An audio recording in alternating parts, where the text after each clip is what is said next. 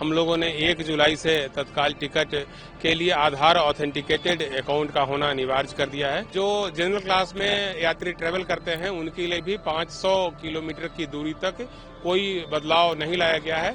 वह किराया जो है सेम ही रखा गया है। जो टिकट 1 जुलाई 2025 के पहले बना ली गई है उस पर यह वृद्धि लागू नहीं होगी, यानी कि जो टिकट 1 जुलाई 2025 की मध्य रात्रि से बननी चालू होगी उसी पर बढ़ा हुआ किराया अप्लाई होगा।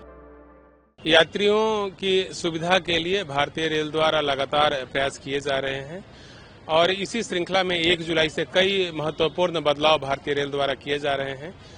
सबसे बड़ा बदलाव तो तत्काल टिकटों के संबंध में किया जा रहा है। हम लोगों ने 1 जुलाई से तत्काल टिकट के लिए आधार ऑथेंटिकेटेड अकाउंट का होना अनिवार्य कर दिया है और इसकी व्यवस्था की गई है।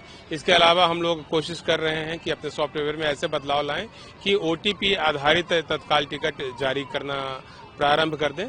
इसी तरह से किराया के जो स्ट्रक्चर है उसमें बदलाव का निर्णय लिया गया है।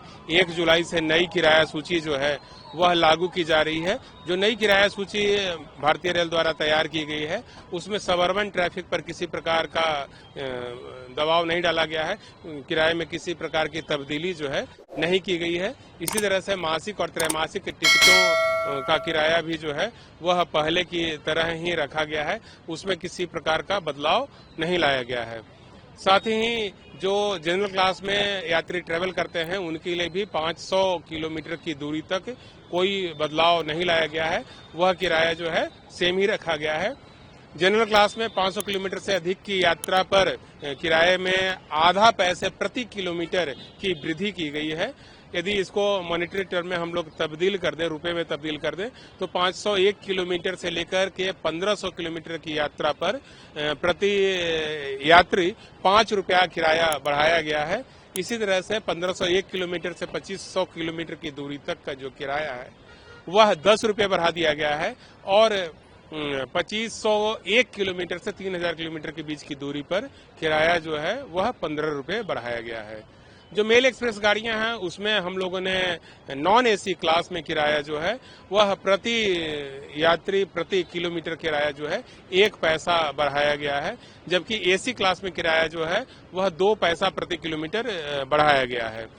इसके अलावा जो दूसरे चार्जेस हैं हमारे उसमें किसी प्रकार का बदलाव नहीं लाया गया है, चाहे तो वह रिजर्वेशन का चार्ज हो वह सेम रखा गया है और जो स्लीपर चार्जेस हैं उसमें भी कोई बदलाव नहीं लाया गया है।